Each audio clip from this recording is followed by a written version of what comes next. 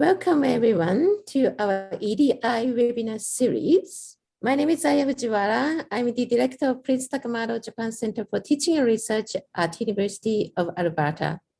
I'd like to start by acknowledging that our University of Alberta, is located on Treaty 6 territory and respects the histories, languages, and cultures of First Nations, Métis, Inuit, and all First Peoples of Canada, whose presence continue to enrich our vibrant community.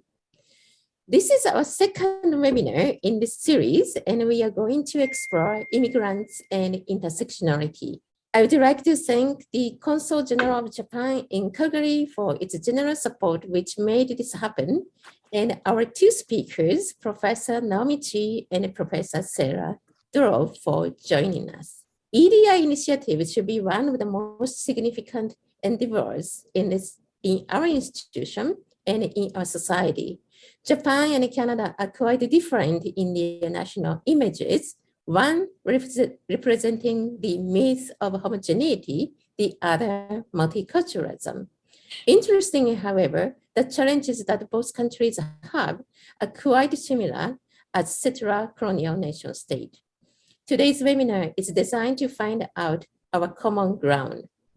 Since its establishment, Prince Takamado Japan Center for Teaching and Research at University of Alberta has been committed to the promotion of intellectual exchanges between Japan and Canada. The current situation has made it difficult for us to interact in person and encourage student mobility between the two countries, which are significant parts of our academic mandate. But our mission remains to create opportunities for intellectual exchanges between the two countries. And today, I'm very honored to have Consul General Tatsukuni Uchida with us today.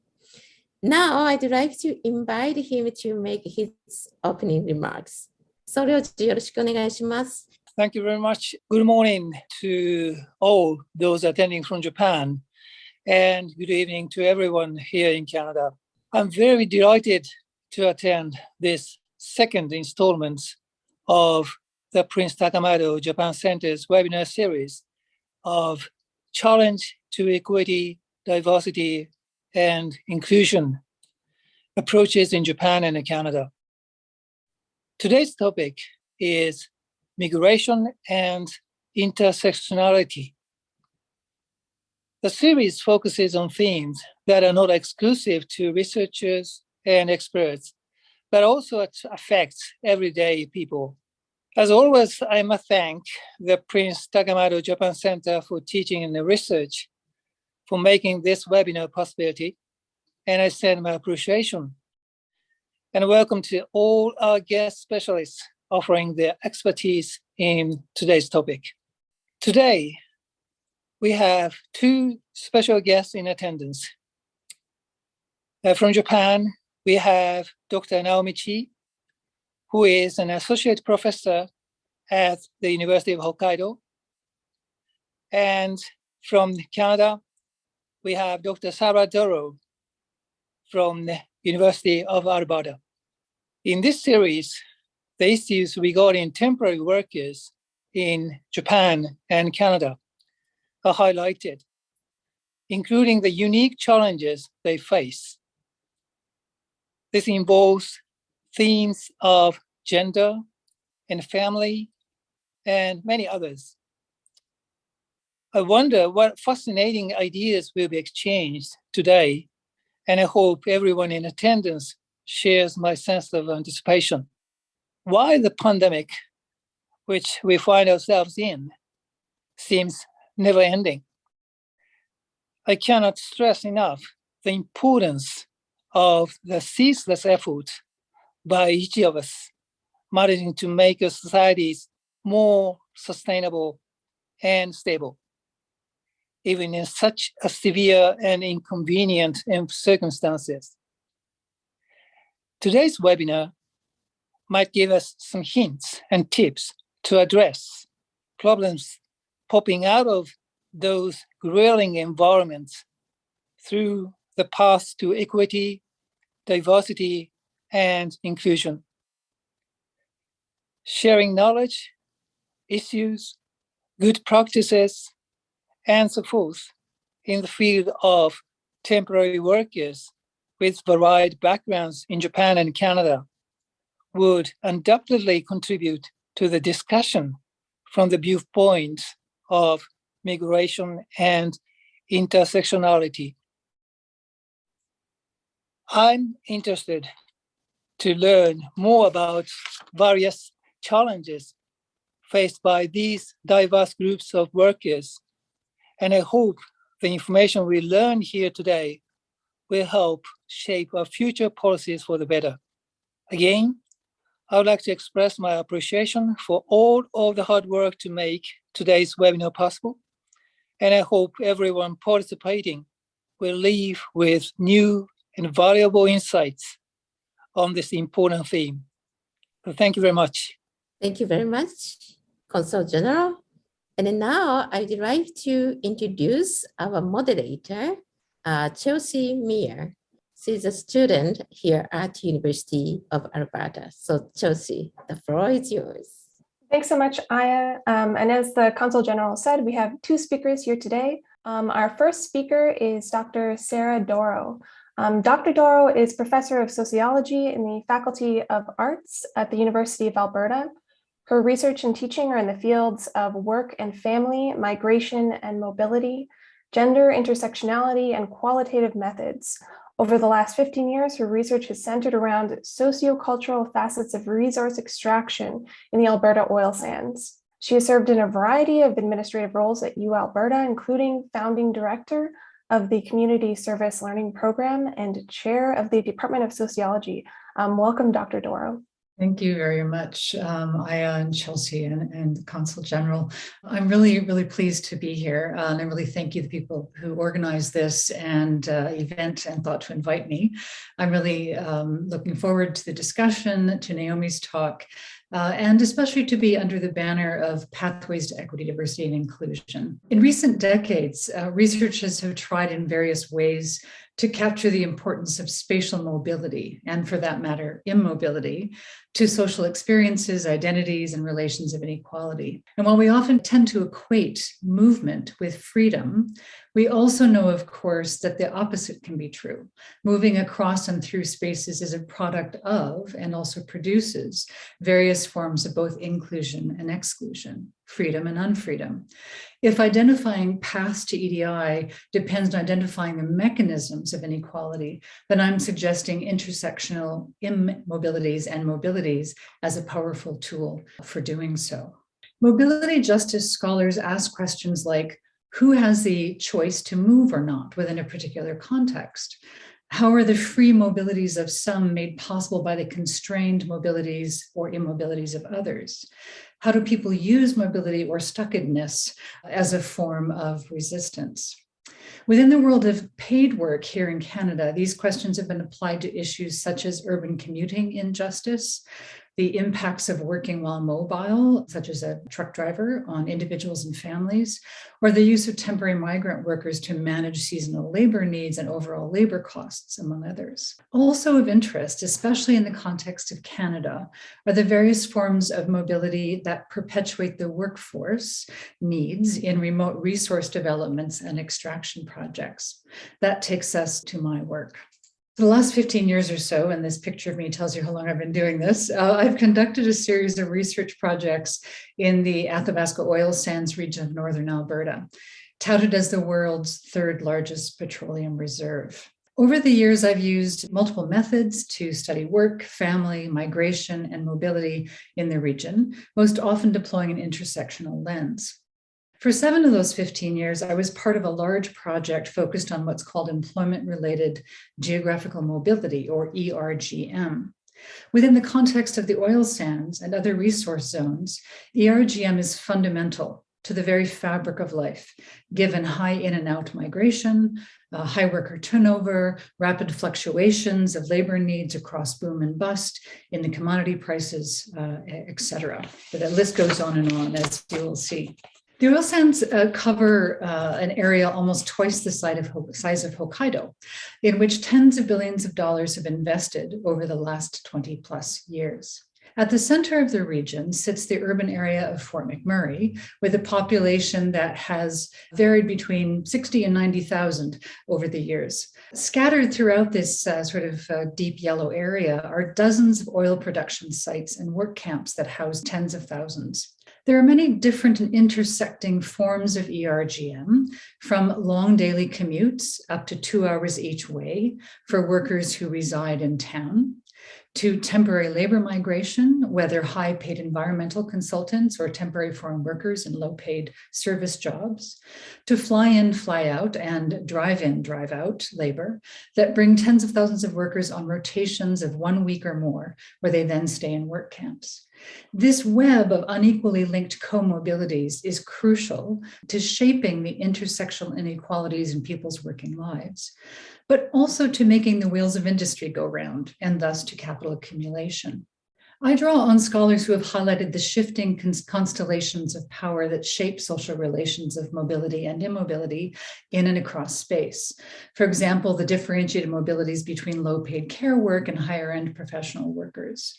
Mobility studies scholars have begun to grapple more in recent years with intersectionality, as so powerfully conceptualized by Kimberly Crenshaw and feminist scholars after her. This approach focuses on the ways in which intersections of race, gender, class, etc., combine to structure, differentiate, and link lived experiences of inequality and transformation. At the same time, there's been quite a bit of debate lately around the misuse of the concept in literature.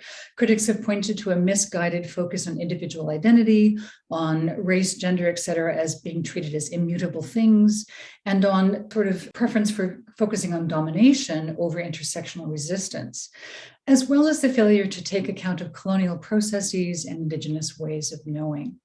I think one reason I've become so interested in mobile work, and more specifically unequal relations of mobility among differently situated workers, is that it forces us to see intersecting social categories of power as both enduring and adaptive, and as structurally formed, relationally reproduced, and individually lived. So today, in the short time that I have, I want to illustrate and enliven these ideas through several examples from across my 15 years of research in Fort McMurray and the oil sands. Presenting an active sort of multidimensional web of mobilities is difficult in the sort of linear confines of a talk.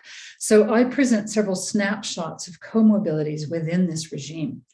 You'll notice I just use that word regime. I'll come back to it. So I want to start with an example of translocal chains of immobile reproduction and production. And I think this will resonate with Naomi's work. Rochelle was a live-in caregiver in Fort McMurray who came to Canada by way of 4 years in Hong Kong and then 3 years in Cyprus doing the same kind of domestic work.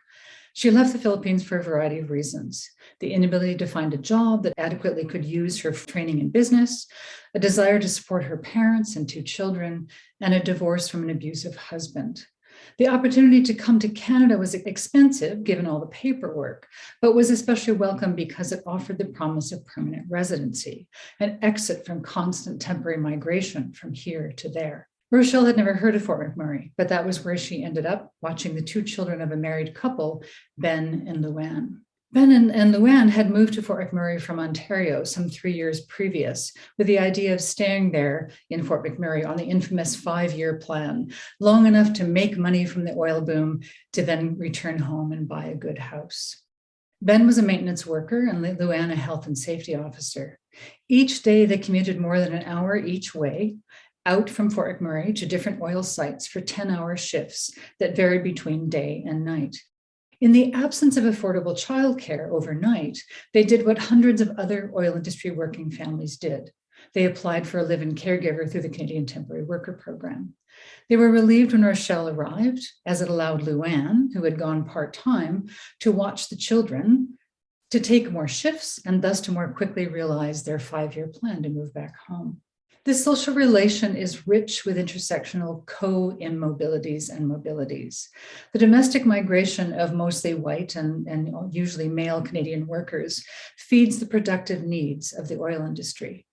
The transnational migration of mostly racialized and female care workers feeds the social reproductive care needs of those oil workers and also of caregivers' own families back home. But this is only the sort of one, first layer. Rochelle's immobility, the requirement to stay and fulfill her 2-year contract to be eligible for permanent residency, and importantly, her flexible 24/7 availability in the home to cook, clean, and watch children, allowed Ben and Luann to make the long daily commute, work long shifts, take night shifts, and to fulfill their 5-year plan to return home with money in their pockets. As Rochelle put it, I make good money for them.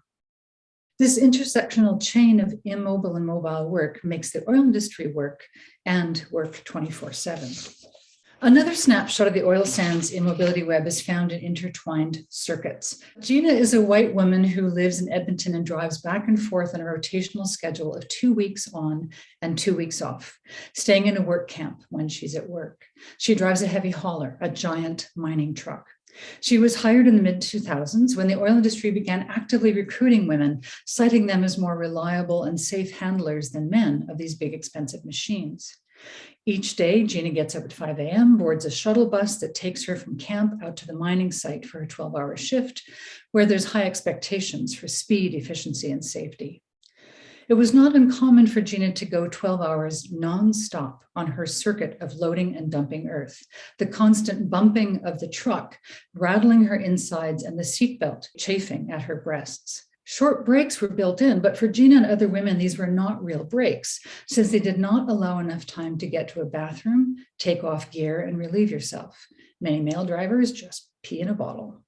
Each day, Gina faced harassment on the job as a woman, but was proud that she had toughed it out and proven herself to them and to her child, and was putting money in the bank for her child's future through this combination of drive and drive out work and driving a circuit each day in a truck.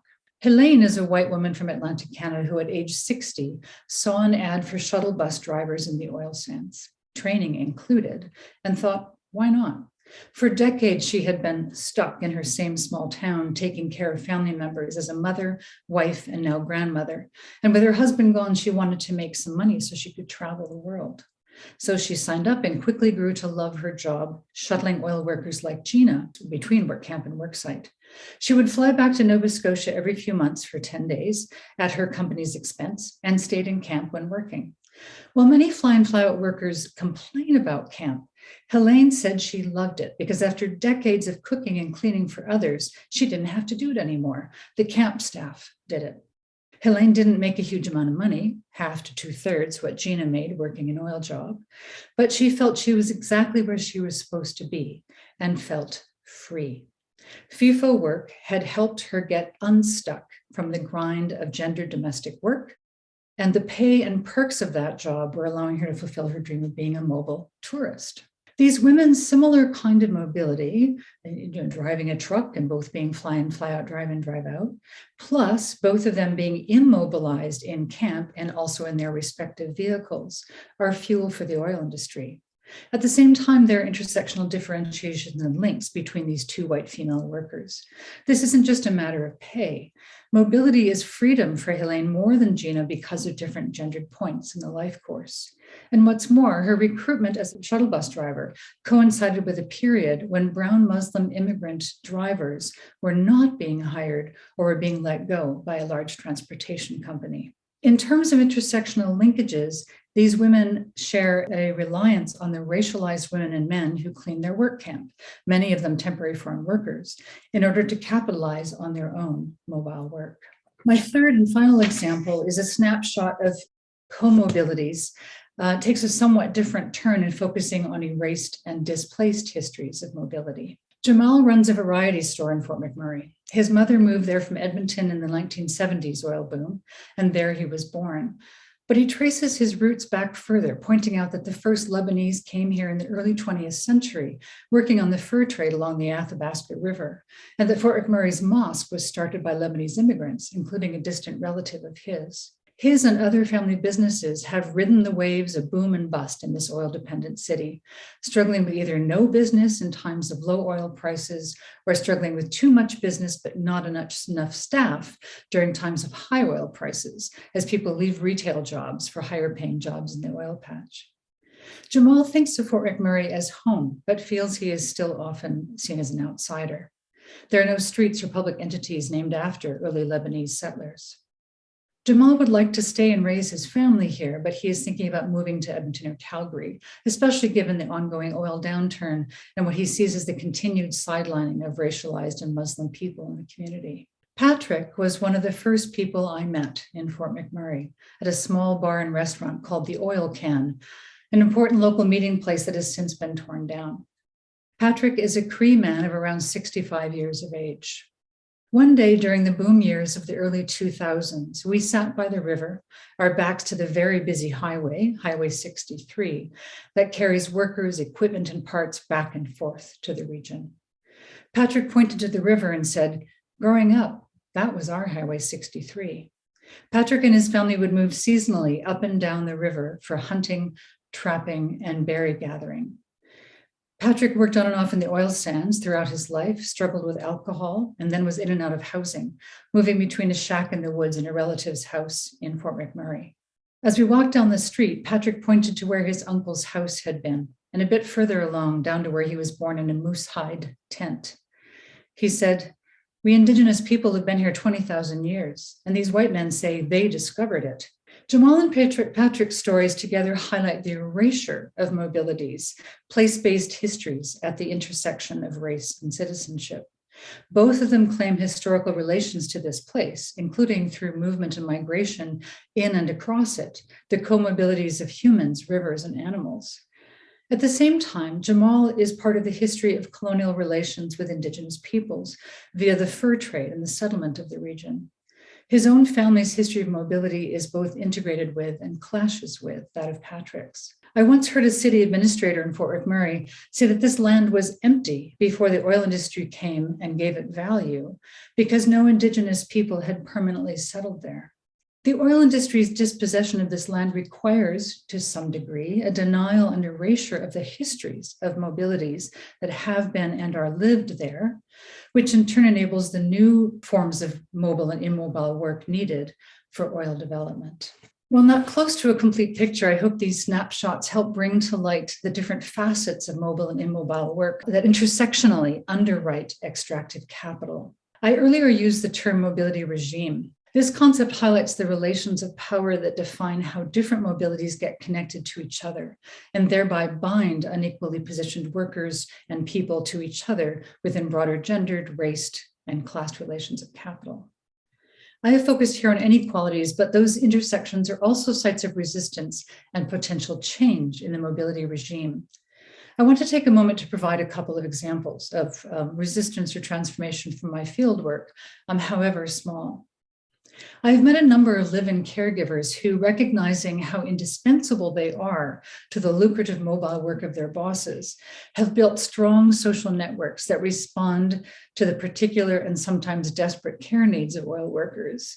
These networks have paved the way for these caregivers to stay in Fort McMurray at the end of their 2-year term as live-in caregivers and start childcare and cleaning businesses that allowed them to sponsor and support their own families. They have turned immobilization into claiming an independent place in a highly mobile community. And for a second example, I recently met an environmental steward in an Indigenous community not far from Fort McMurray, who set up a system of cameras to track and demonstrate the crucial migratory pathways of animals across traditional lands threatened by oil industry expansion. Following the movement of animals serves as resistance, a way to reclaim land-based relations. What's more, the work of his office depends not only on his own mobile work checking those cameras, but also on a team of environmental engineers, some of them temporary migrants or immigrant workers themselves. The path to EDI here is in recognizing the deeply structured and unequal ways in which we are bound to each other through mobility, justice, and injustice, but also in recognizing where and how people forge pathways of EDI through their responses to injustice at the intersections of mobility. Thank you very much. Thank you so much, Dr. Dorow. That was a really fascinating talk. Our second speaker is Dr. Naomi Chi. Dr. Chi is an associate professor at the Graduate School of Public Policy, Hokkaido University. Her area of specialization is East Asian politics with an emphasis on migration, demographic changes, multiculturalism, gender, ethnic and sexual minorities, as well as human security in East Asia. She is currently the president of the Association for Borderlands Studies, as well as a researcher of the Eurasia Unit for Border Research in Japan and the Arctic Challenge for Sustainability project at the Arctic Research Center in Hokkaido University. Welcome, Dr. Chi. Thank you very much for the wonderful introduction, Chelsea. And there's so many things that I want to thank today. First of all, thank you, Aya, for inviting me to this seminar. Thank you, Sarah, for your wonderful presentation. I learned a lot, and there's so many things that that we can share and discuss. So I'm really happy about that. I'm originally from Vancouver, Canada. I was born and raised there, and I'm working as a migrant worker here in Hokkaido. So our university, Hokkaido University, has partnership with the University of Alberta. And so for various reasons, I'm very, very happy to be here and very thankful for the invitation. Today, I'm going to be focusing on migrant domestic and care workers in Japan. I work on migration in general in Japan. I would focus on domestic and care workers in Japan. I'm going to very basically explore the background and various pull factors of feminization of migration in Japan. I will also examine the conditions and challenges of migrant domestic and care workers here in Japan, and then I will give my tentative observations on how cultural and institutional factors determine national policies, especially towards care and migration. Feminization of migration is not only a phenomenon in Japan, but it is in East Asia. When I say East Asia, I mean Japan, South Korea, Taiwan, Hong Kong, Singapore. Of course, the reason is because of the rapid economic growth and industrialization that Japan and the newly industrialized countries have experienced. In these East Asian countries, women's high education and participation in the labor market is also what is bringing in women from developing countries to fill in the gap that is being experienced in East Asian countries. In 1980s in Japan, we had an influx of marriage migrants. Many women from South Korea, also from China, came to marry Japanese men in the rural areas. In the 2000s, we have women coming to Japan as domestic workers and also care workers. I won't be speaking about marriage migrants, but if you do have any questions, please do ask me. This is something I've been working on as well. Today, I will be concentrating more on domestic and care workers. First of all, the acceptance of domestic workers in Japan, it is actually quite recent, and it's under the revised act of the National Strategic Special Zones. In Japanese, we call Kokka Senryak Toku, and this was implemented in July of 2015. What this allowed was migrant workers to come to Japan to work as domestic workers for up to 3 years. It allows these domestic workers from abroad to work in the special deregularization zones. I will show you a map after this slide. This acceptance of domestic workers came with the idea that in Japan, yes, we have quite a bit of women working, but we need more women to work because we're experiencing labor shortage. It was actually in parallel with Prime Minister Abe's strategy on actively requesting women to work in the Japanese labor market. It was called SHINE. In Japanese, it was Josei no Kagayaku Shakai. Prime Minister Abe meant was that he wanted more women to work, and where women could actively work in Japan and shine. That was the policy. As I said, it was in parallel with putting more women into the Japanese workforce. In order to reduce the burden in the household, the Japanese government decided to put in these special zones where they can have domestic workers from abroad working as domestic workers. Now, this was all under this big policy, this sort of umbrella of Japan revitalization strategy of 2014. And in 2015, the Japanese government implemented the revised Act of National Strategic Special Zones. Now, these special zones, mostly in the main island of Honshu, in the bigger cities, in the bigger urban cities, including Tokyo, Aichi, the Aichi prefecture. As you can see, it's all in the urban areas. Domestic work that the Japanese government implemented is housekeeping work, which includes cooking, washing, cleaning, shopping, and other general house duties. But it does also extend to jobs like necessary protection of children, also protection of the elderly. This is problematic because in the policy, it says excludes feeding or bathing or cleaning the excrement of the elderly. That's for the care workers. Now, the Japanese government has been very strict with the division of labor. So domestic work includes general housekeeping sort of work, whereas care workers includes the feeding and bathing and the cleaning part. So they've made sure that they divide that. The requirements for the migrant domestic workers are as follows. They need to be at least 18 years of age. They need to have at least 1 year or more work experience back in their home country. Of course, they need to have various housekeeping skills and knowledge, and they need to have Japanese language proficiency level of N4. For those of you who aren't familiar with the Japanese language proficiency test, level 1 is the highest. That's what you need to come and study at a university in Japan. N4, you will be able to read the basic katakana, the basic alphabets, Japanese alphabet, and you might be able to say few phrases, but obviously it's bare minimum. And one last thing, you cannot bring your family. So those are the requirements for those who want to come to Japan to work as domestic workers. How are they accepted into Japan? It's through companies. So the accepting companies, there's 6 companies, housekeeping companies in Japan, and they're responsible of accepting the workers themselves. So the accepting company must directly employ the migrant worker on a full-time basis, and they need to conclude an employment contract. So when the Japanese government was thinking about implementing this new policy, they did their homework and they looked at various cases around the world, and they looked at where the problems lie. The Japanese government thought it was important that they are working on a full-time basis and that they have an employment a proper employment contract. This is an also important point. The amount of salary must be no less than the Japanese counterpart who engage in the same kind of activity.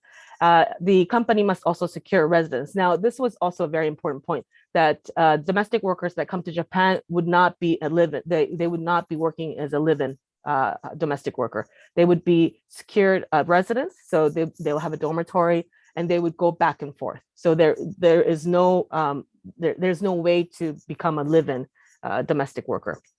And the employment period must not be more than 3 years, and there is no re-entry. That means basically you come, you work for up to 3 years, and they ask you to go back. So in general, there are some exceptions, but in Japan, in many cases, some of these new programs to bring in workers to Japan, it does not allow for permanent residency. Now, the new policy in 2019 does encourage settlement or permanent residency, but all the other programs, including the technical intern program, this bringing in the domestic workers into Japan, they do not actively, of course, encourage settlement. And in some cases, you're not able to do so at all. With this new program, the management side includes the third-party management council, and it includes the relevant local governments, cabinet office, immigration bureaus, labor bureaus, and regional bureaus of economy, trade, and industry, and they monitor the system. So basically, if there's something that goes wrong, the third-party management council is responsible to give notice to the company, make sure that they fix the problem. The criticism is, of course, that third-party management council, it's not a very big council. They can't oversee all the activities. There are problems, issues. Sometimes the domestic workers are abused in their relative homes that they're working in. Of course, they can't cover all of the domestic workers. One of the criticism, of course,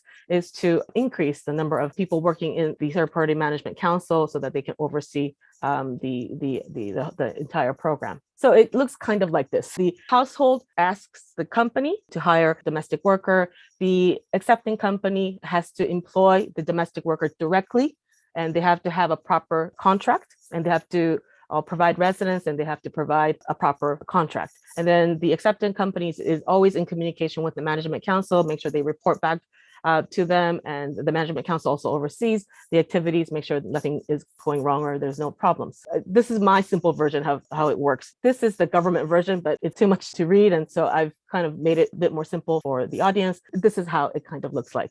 And it was implemented in 2015. The first 3 years was a pilot program. They decided that it was a good program for Japan. They have continued, and now the deregulation zones have not changed. This still remains basically in the main island, but they have continued, and we still we have a number of domestic workers that come to Japan to work, and many of them are from Philippines. The idea was to bring in domestic workers to Japan to allow more Japanese women to work and to reduce the household burden. Many of the women that come to Japan are from Southeast Asia, with most of them coming from Philippines. A couple more criticisms towards the program itself. Prime Minister Abe, when he implemented this program, he repeatedly stated that this is not acceptance of immigrants. So this is the Japanese government's official position on migration. They're not accepting migrants. They're bringing in these domestic workers to ease the burden of Japanese women. That's the logic that they use. And it's repeated in other programs as well. Prime Minister Abe repeatedly said that we are not bringing in migrant workers. We're not bringing in low to mid-skilled labor to Japan because that could, be detrimental to Japanese social order. But we are bringing in these people in so that this is for Japan. It's good for Japan. That's the logic that they use. So basically, the domestic workers, he said, we are bringing them in. We're not accepting immigrants. They're coming in to ease the burden of our Japanese women and utilizing these foreigners to conduct housekeeping services. With the aging society, Japan is still struggling with their long-term care insurance. It's still under review. Many scholars and experts, we're concerned that Japan is more and more towards the marketization of care work and services, brings in foreign domestic workers or foreign workers to Japan. It's cheap labor, but it brings a lot of challenges for these domestic and care workers that come into Japan. That's something that we're a little bit worried about. Even though they come, there is no encouragement of permanent residency. So they come and they have to leave. I mean, 3 years is not a short period of time, right? In Canada, if you live for 3 years, you are allowed for citizenship. Do we think 3 years is a short time or is it a long time? I mean, if you live in a certain place for 3 years, it's not a short period of time. Some may think of maybe perhaps staying a little bit longer, but that is not the case for the domestic workers. So that's something that we are a little bit worried about. They can come and work, but once they're done, goodbye. That's not how we should be treating our migrant workers. Now, the care workers are on a different program. They come to Japan on the EPA, the Economic Partnership Agreement, and they come from 3 countries, from Philippines, Vietnam, and Indonesia. Aside from that, we also have a new visa status called CARE, and it's for those foreign students who come to Japan to study in care work. And once they become certified care workers, they can apply for a care work visa and they can stay in Japan. Also, caregiving is part of the TITP. So in various forms, care workers from abroad are being brought into Japan. But the very first was the Economic Partnership Agreement, EPA. So I'm going to concentrate on that today. The MOU, or so the EPA with the 3 countries were signed in different years. So Indonesia was the first country in 2008 and Philippines in 2009. Vietnam was the last one in 2014. The conditions are a little bit different, but in general, what happens is they're matched in their home country.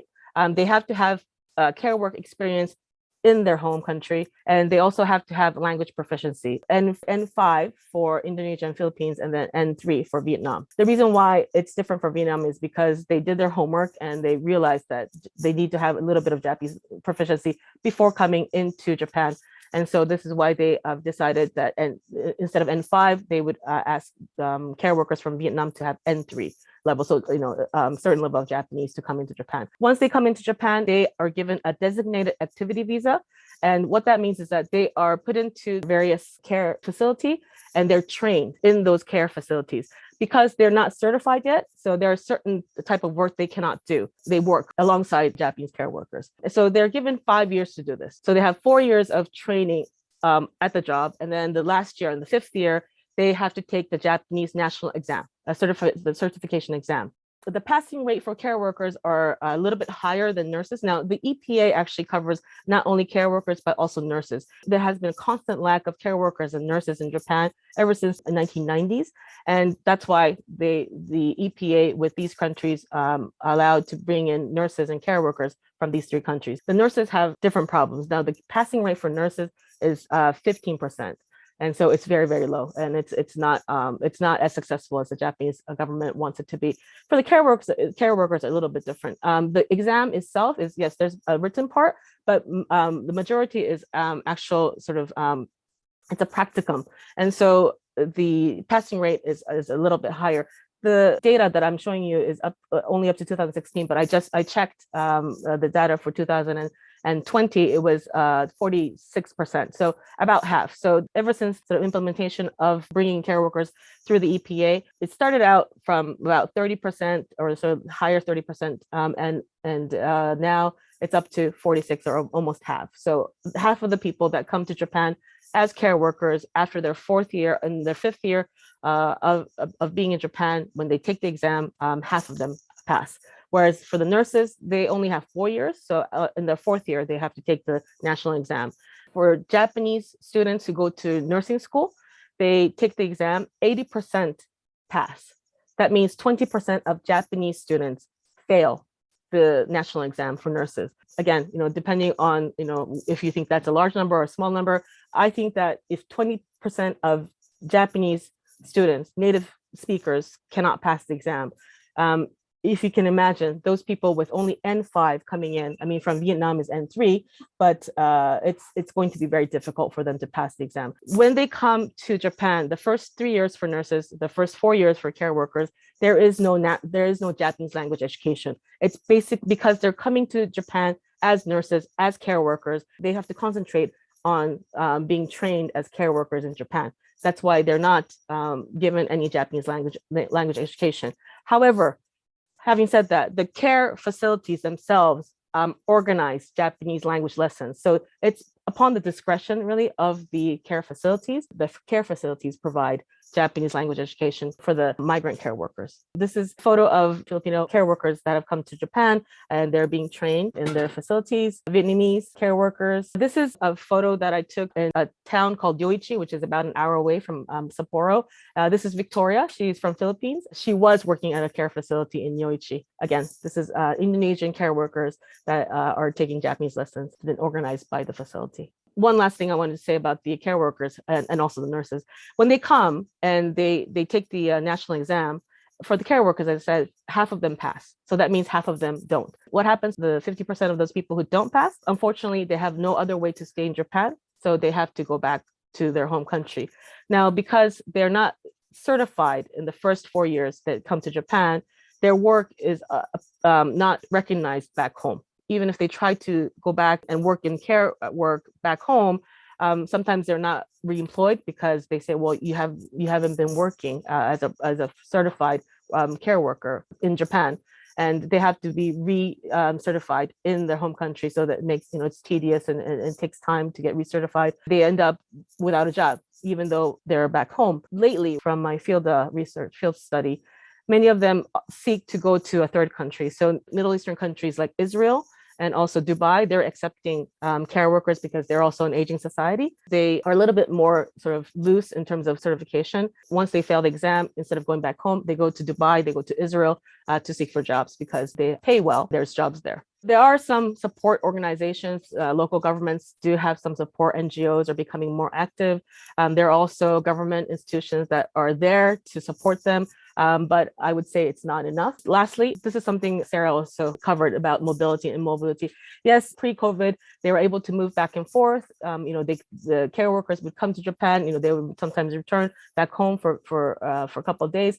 But with mobility, again, there is also immobility. And when they don't pass the exam, they have no choice but to go home, but they have sought other ways. It's about survival. So they try to come up with new ways to survive.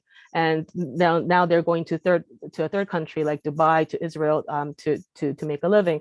But with mobility, yes, there's always the idea that it comes with immobility as well. Many people have argued that this bringing in care workers and not only care workers, but domestic workers, but TITP, that interns, is a more modern version of human trafficking. But is it human trafficking, or do we respect their agency? Of course, there's politics of inclusion. Many of these care workers, when they come to Japan, when they are working in their various care facilities, sometimes they run into problems like the Japanese elderly. It's because they're afraid, because they're not Japanese. Sometimes they can't speak Japanese, so they can't have a conversation. So they're a little bit afraid. So they don't like Victoria. When I interviewed her, she said, "Yeah, when I first came, one of the obachans said, don't touch me. I don't want you to touch me." And because care work is about emotion. It's emotional work. If the person who's being cared for is not comfortable, then it becomes problematic. She said that the first couple of months were really difficult. She couldn't do anything because they wouldn't let her do anything because they were afraid of her. And also the idea of justice and caring. Now, the reason why there is a lack of nurses and lack of care workers in Japan in general is because because in Japan, care work and nurses don't get paid well. So there's always this constant lack. But of course, care is very, very important, especially in an aging society like in Japan. I think two things have to happen. One, we need to increase the wages for Japanese care workers and nurses, but also it's important that we also take care of the migrant workers that come to Japan. They're coming all the way to care for our elderly here in Japan. The Japanese government did their homework, and they tried to provide support, and they for the domestic workers, they decided, there's so much problem with live-in domestic workers, so we will make sure that they have their proper residence. So the Japanese government did their share, but there's much more work to do. So with that, I will finish my presentation. Thank you so much, Naomi. Again, a really fascinating topic, and I'm very excited to explore some of the points of connection between your work and Sarah's. And especially, as you pointed out, this tension between mobility and immobility and work. So I'm going to take some questions from the audience, but first, I have a couple to kick us off. So my first question actually is for Sarah. Non-locals might be surprised to know that Fort McMurray is actually surprisingly diverse. Dr. Dorow, can you talk a little bit about the intersection of communities who live and work in Fort Mac? And what does this concept of community mean in the context of a resource town like Fort Mac, with both diversity and very high rates of mobility and migration? That's a big question. I'll try to touch on a few points. I mean, one is that, especially during the boom years in the early part of the 21st century, up until about 2015 or so, Fort McMurray grew to be a city of, depends on if you count the so-called shadow population, the mobile population of fly-in, fly-out workers, of anywhere from 70 to 100,000 people. And it had been just 35,000 at the beginning of the 21st century. And as it did so, it also became more diverse. At one point, there were 85 languages spoken in Fort McMurray, quite a crossroads of people, and quite a few from East Asia, South Asia, either direct from or descendants of immigrants, but also quite a few from Atlantic Canada and other provinces. So really a cross-section of people. But I think what gets really interesting is what that means for being in a remote resource community and with high mobility, as you point out. So being in a remote place can compound sort of the sense of having community or not. Also, the fact that increasingly there were environmental sort of eyes on Fort McMurray in that part of its history. And so a lot of defensiveness around how you're going to read who we are, and are you with us or against us? And so there's a lot going on in that sense of community in that place. I was thinking, as you were asking the question, about actually one of the few Japanese Canadian people I talked to in Fort McMurray, who felt quite alone because there were very few Japanese Canadian people there. And so there just wasn't enough of a kind of a critical mass to feel like she had a community. She didn't feel like she could really connect in, and she didn't have family or anything, right? At the same time, that high mobility over time means that those who call Fort McMurray home in various ways are sort of assigning various mobilities as good and bad for the community. And so fly-in, fly-out workers, were really being villainized when I was first there, vilified. They were the people who threw their coffee cup out the window and didn't care about this place, right? They were just there to make money and leave. Live-in caregivers who decided to stay in Fort McMurray and really and be part of the community. This was a good mobility, right? And so there are ways in which, right, mobility and migration become really both symbolically and materially important to how people create community and the boundaries of community over time. That's a really kind of high level response, but otherwise I have to get into too many details. So no, thank you so much. That's really fascinating. And I really appreciate these glimpses of different identities and communities that you gave us in your talk. Was really interesting. And I think the subject of identity and identity formation, I want to ask you, Naomi, about Japanese identity and how it's being reformulated. So Japan has been described as being the only developed country without an official immigration policy. So Dr. Chi, can you explain a bit more of the significance of Japan's new policy changes, which I think came into effect in 2019? So does Japan have a word for multiculturalism as we understand it in Canada? And how does that concept translate or not? Right after the policy was implemented, COVID-19 hit. So we're not really sure whether it's moving in the right direction. But as I mentioned, the 2019 policy is different. So the Japanese government, for the first time in history, admitted that they are bringing in low to mid-skilled workers, and that they're going to bring them into, again, the logic is still the same, that, to benefit Japan, because we're lacking in labor with the aging society. And the 2019 policy is called the designated activities, tokutei gino. It's for specific industries. It's not open to all the sectors, but it's for those, for instance, including services. Manufacturing worker is also included in this 2019 new policy as well. For the first time, it does encourage settlement, encourage permanent residency. In that sense, it's a new turn. But what we're concerned is that because the TITPs, the technical interns, they come on almost the same type of work. The designated activity, or Tokutei Ichigo Nigo, the new policy in 2019, includes services, care work, includes manufacturing, and also includes working in farming and fishing. It's all, so they overlap. But the Japanese government insists that they keep the TITP, the internship, the technical internship program, and the new policy, and they're doing it in parallel. Although one encourages settlement, of course, TITP doesn't. You come to Japan to work for up to 5 years, but it doesn't encourage settlement. You have to go back. There is no choice, and it's not renewable. We fear that they're still going to bring in cheap labor using TITP. The Japanese government, they don't really know what type of people they want to have stay in Japan. I think they're trying to figure that out. What type of migrants, foreigners, do we want to have in Japan to stay? I think they're still in the midst of trying to figure this out. But that's the concern, the main concern. If it's overlapping, if the type of work they're doing is overlapping, initially we thought maybe perhaps they would get rid of TITP, but they didn't. And they insist that they keep that around because, again, the logic behind TITP is that we are transferring Japanese technology to those people in developing countries. That's the logic behind TITP. And so even though the type of work that they do overlap, the Japanese government's logic of bringing TITP into Japan and the Tokutei Ichigo, the new designate activities 1 and 2, they say is different.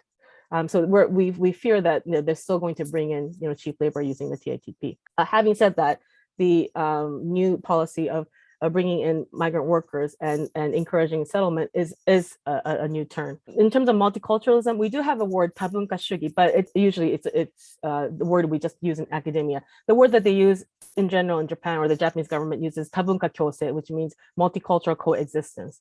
And there are various policies under that big umbrella of tabunka kyosei, or multicultural coexistence.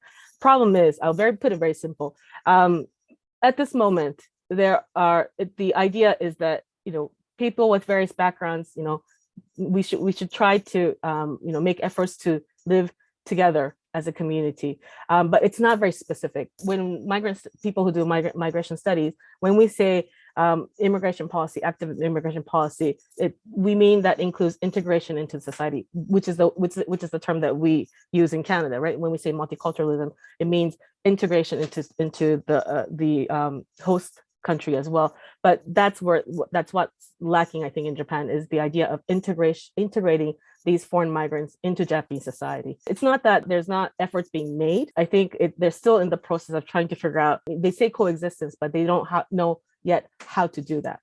So I'll leave my comments at that. I'm going to turn now to a few audience questions. We have a bunch. One interesting question comes from Tuesday Young. So Tuesday is asking about the impact of natural disasters like a tsunami on mobile work. And I think we could, even think about the impact of disasters related to climate change. Fort Mac, of course, was affected by fires not too long ago, and we've experienced that in Western Canada. So I guess I could ask both of you about the impact of natural disasters and maybe also climate change on workers, I think moving both within Canada and internationally. Well, I'm happy to start actually with an example of live-in caregivers. And I've done quite a bit of research with caregivers in Fort McMurray as well. So Naomi, I wish we could talk all day about that, but it's so important. After the wildfire in 2016, and there was an evacuation of Fort McMurray, right? I mean, this was tens of thousands of people evacuated and had to go be living in hotels or with friends or with, in stadiums. And of course, this included temporary foreign workers and living caregivers, some of whom were evacuated with their families. the families that they worked for, I should say. In some of those cases, the sort of space for abuse where it was opened up because of this forced migration out of Fort McMurray, where living caregivers really had no choice but they didn't have anywhere else to go, some of them. And so they were still with the families they worked for, but not getting paid. And so they were staying in hotels or even with relatives. And in one case, I know of taking care of both the family that they had worked for and kids and the kids of their relatives, because they were staying with those relatives. And so these kind of abuses, right, of people who are in a forced migration or situation whose particular form of mobility is highly circumscribed by policy, right, and by citizenship status. It's a really important example, I think, of that. Another quick example of forced migration related to Fort McMurray that came up early in my research was there were concerns of the trafficking of sex workers from Edmonton up to Fort McMurray, or from other parts of Canada, who were in many cases themselves trafficked into Canada to kind of meet the so-called needs of the really large male workforce, right? That's really interesting. Naomi, do you have any other thoughts on impact of natural disasters on mobile and temporary workers? When COVID-19 hit in 2000, many of the migrant workers, including the domestic workers and other types of migrant workers, they were stuck in Japan. Unfortunately, they were the first ones to be, fired. They were the first ones to be laid off. Second were women. And so not only just temporary workers, migrant workers, but women were laid off. And especially those migrant workers that were working in Japan, they were stuck. They were literally stuck. And they couldn't go anywhere because many of these people live in the dormitories that are provided by the companies, and so they had to leave. So they had no place to sleep. They were trying to seek for different work, but that didn't happen. Literally, they were stuck, and they couldn't go anywhere. They couldn't go home. They couldn't make a living. One of the other things is that when something happens, like when a foreigner commits a petty crime, it's all over the news, and then people think now all foreigners in Japan are criminals. That's kind of another problem. That's another serious problem that we have here in Japan. But leaving that aside, so there was a couple of Vietnamese interns that had nowhere to go, and they stole food. When they were taken to the police station, they literally had couple hundred yen in their pocket. They had no money. They had nowhere to go. There were NGOs that helped at the time, but there were so many people that were just stuck and they couldn't go anywhere. Once the Japanese government decided, we'll have charter flights taking them out of the country, they were able to leave, but it took a long time. And many of them were living on the streets, literally living on the streets. And there was nothing we could do to help them. Again, NGOs, there were like a Buddhist temple that helped them. They sheltered them for a couple of weeks. So there is a lot of sort of support from local community. That's something that I wanted to emphasize as well, that the local community is quite friendly and they're much more accepting. For a few months, we had these migrant workers that were stuck and they couldn't go anywhere. And there was nothing we could do. A lot to think about. And as you say, mobile and temporary workers are often most vulnerable when these things hit. I have another question here from Eric Chan. Eric asks, how might we apply the findings in your presentation? I think he's talking to you, Sarah, to legislation or policy to destabilize relations of power that subject migratory workers to harsh working conditions? Absolutely crucial question. When I first saw it on the Q&A there, Eric, I thought my mind sort of started racing. But one example that comes to mind is one that actually relates to temporary foreign workers and including live-in caregivers here. We were talking, Naomi, about sort of the pilot projects and the changing policy. One of the problems that temporary foreign workers and live-in caregivers face is a constant change in policy, actually. And so one of the things we can do is stabilize policy. I recently talked to a caregiver who, during COVID, because everything was slowed down, policies changed 3 times, and she had to redo her paperwork to sponsor her family 3 times in the space of 2 years. And it's a lot of work. So that sort of instability of the policies, and I would say the in-between times. We do not have good regulations for supporting people, where the regulations actually put them into these kind of precarious in-between moments between, for example, having a status as living caregiver and permanent residency. And those in-between times can be quite precarious.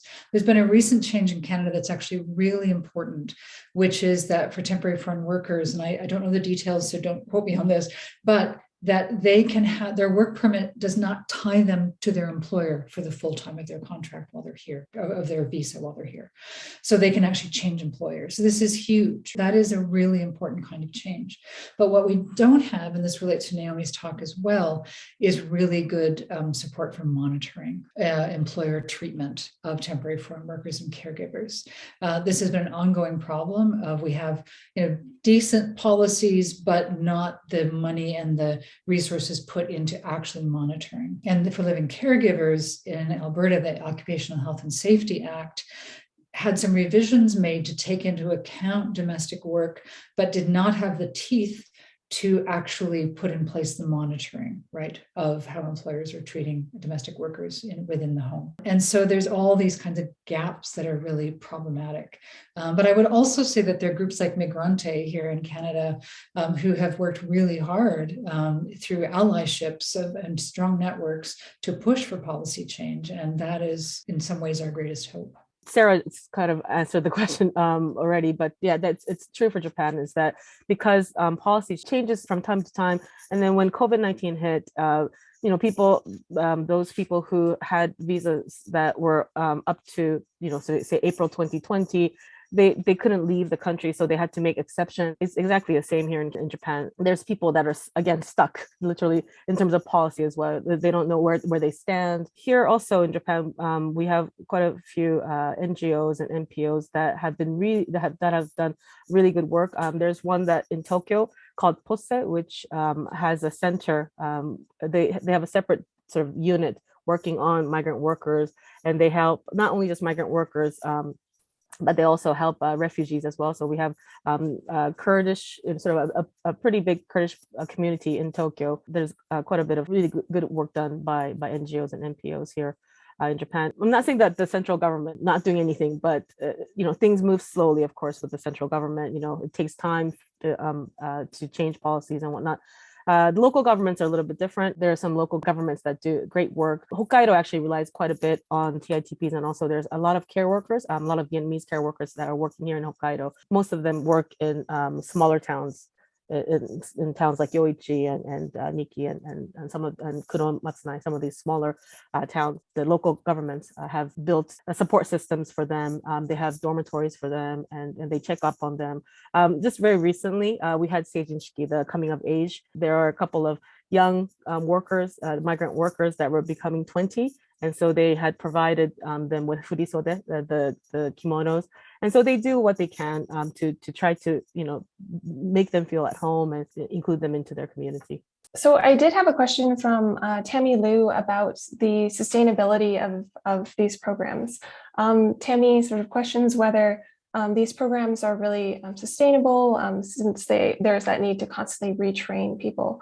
And it relates, I think, to another question about whether these programs, which bring in caregiving workers, have actually had a noticeable impact on the female workforce in Japan. You're absolutely right. There's always constant flow of people. There's always sort of constant retraining. The reason why they set up the system so that they come for 5 years and they need to pass the exam. As for now, there's still really high demand of people wanting to come to Japan. So they're not in lack, right? So the Japanese, in terms of the Japanese government, there's no need to encourage settlement of those people that have come, because there's a line of people who are still wanting to come. The risk of encouraging settlement of foreigners versus the cost of retraining people, because there's still people that are wanting to come, the Japanese government feels that latter is better. That's why the programs are set up as such. The question about are more women working now, that's problematic. The numbers have not changed, not very much, but the number of domestic workers coming to Japan are increasing. So there is a demand for them. There's that bringing in results, more women working in Japan No, the simple answer is no. I think COVID-19 is also another factor. But in general, in Japan, more women work part-time than full-time. If you look at the numbers, very simply, 50% of women work in Japan. So if you look at the Japanese workforce, 50% are composed by women, but most of them work part-time. If you're working part-time, you don't really need domestic workers to work for you. So it's really the high earners, those professional couples that are probably requesting the domestic workers to come and help. The gender dynamics of mobile work is a really interesting, I think, point of connection between both of your work. Dr. Dorow, you recently completed another study on mobile work and mental health. And in this study, you quote some really staggering statistics. Canadians say that work is their number one source of stress, for instance, and stress is also the most common workplace disability. I wanted to ask you, we've already talked a bit about the impact of disasters, but how has this current moment of the pandemic changed the way that we think about mental health in the workplace, especially when that workplace is far from home?